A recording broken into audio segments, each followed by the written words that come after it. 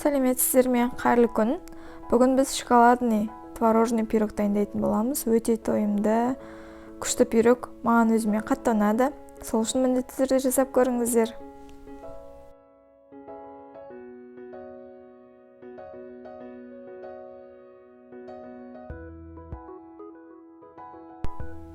Ең алдымен тестасын дайындап аламыз. Қантты жұмыртқамызға салып, жақсылап ергенше араластырамыз.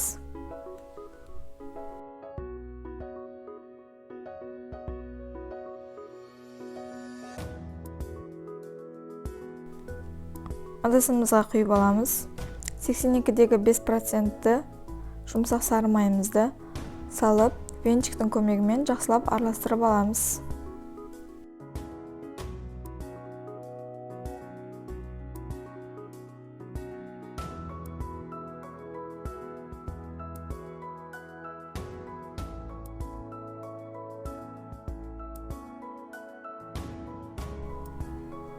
Қопсытқыш, какао араластырып аламыз. Сосын ұнымызды салып, жұмсақ қамыр илейміз. Өте жұмсақ, нәзік қамыр болуы қажет.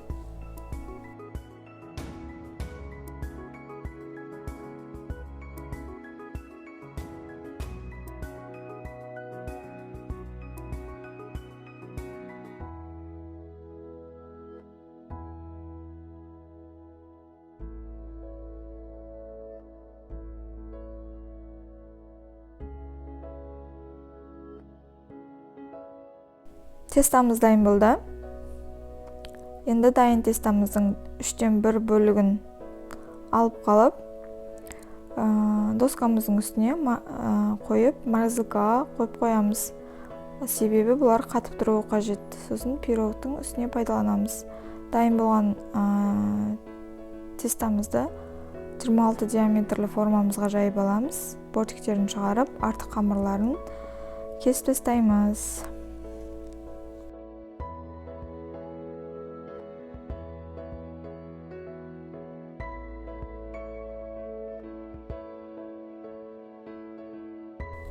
Вилканың көмегімен тесіп аламыз. Салмасы дайын болғанға дейін холодильникке қоя тұрамыз тестамызды.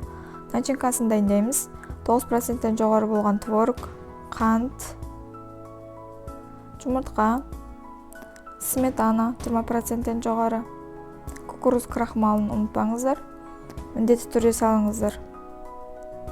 Лимон соғы. Барлығын 1 келі масы болғанға дейін блендермен араластырып аламыз.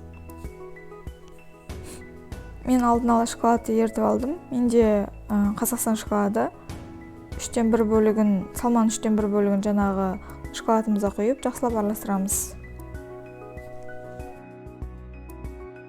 Дайын болған салмамызды тестамыздың үстінен құямыз. Салмамызды шет-шетіне дейін жететіндей етіп, жақсылап орналастырамыз.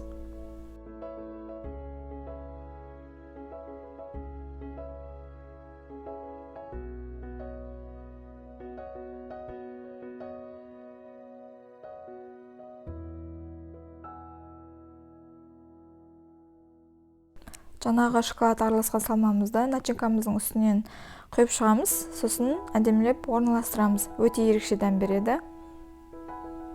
Сосын морозилкада қатып тұрған тестамызды алып шығып, терканың көмегімен, үлкен көзімен өткізіп, бетіне әдемілеп орналастырып алыңыздар.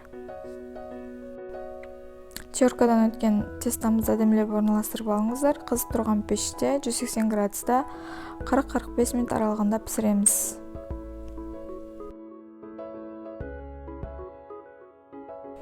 Қараңыздаршы, өте дәмді, ауызда еритін пирог болып шығады.